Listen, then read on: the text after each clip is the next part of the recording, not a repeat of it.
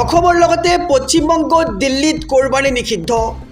হিমন্ত বিশ্ব শৰ্মা, শুভেন্দু অধিকাৰী আৰু ৰেখা গুপ্তাৰ ডাঙৰ ঘোষণা। চৰকাৰৰ SOP মতে কোৰবানী দিব পাৰিব মুছলমান ৰাইজ। কোৰবানীক লৈ জাৰি কৰা হৈছে 12টা ডাঙৰ SOP।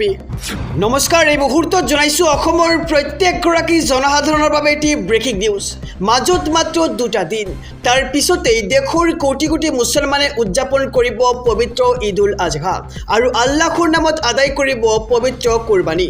ইছলাম ধৰ্মাৱলম্বী লোকসকলে যিদৰে প্ৰতি বছৰে ঈদৰ কোৰবানী আদায় কৰি আহিছে, এইবাৰ কিন্তু কঠোৰ নিয়মৰ মাজেৰে আদায় কৰিব লাগিব কোৰবানী। অসমৰ লগতে পশ্চিমবংগ দিল্লীত কোৰবানী নিষিদ্ধ। হিমন্ত বিশ্ব শৰ্মা, শুভেন্দু অধিকাৰী আৰু ৰেখা গুপ্তাৰ ডাঙৰ ঘোষণা। চৰকাৰৰ SOP মতে কোৰবানী দিব পাৰিব মুছলমান ৰাইজ। কোৰবানীক লৈ জাৰি কৰা হৈছে 12টা ডাঙৰ SOP। ধৰ্মীয় স্থানৰ পৰা 5 কিলোমিটাৰ ব্যাসাৰ্ধৰ ভিতৰত কোৰবানী নিষিদ্ধ।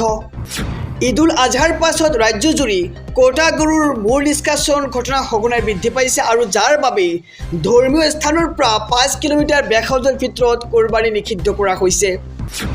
মন্দিৰ, নামঘৰ, গুৰুদ্বাৰ আদি ধৰ্মীয় অনুষ্ঠানৰ পৰা 5 কিলোমিটাৰ ব্যাসাৰ্ধৰ ভিতৰত গোমাংস বধ আৰু সেৱন নিষিদ্ধ।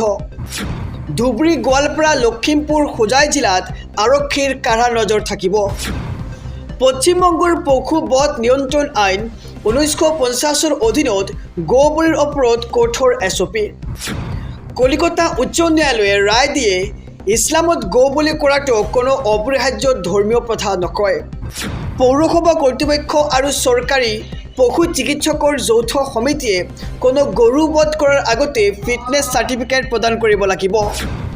প্ৰাণীটোৰ বয়স 14 বছৰৰ ওপৰৰ আৰু কাম, প্ৰজনন বা কৃষি কাৰ্যকলাপৰ বাবে স্থায়ীভাৱে অযোগ্য হ'ব লাগিব।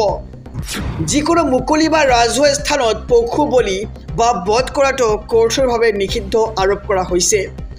এই নিয়মসমূহ উলংঘাকাৰীক আইনীভাৱে অপৰাধী বুলি গণ্য কৰা হ'ব আৰু নিয়ম নামানিলেই 6 মাহ কাৰাদণ্ড আৰু 10,000 টকা পৰ্যন্ত জৰিমনা বিহা হ'ব।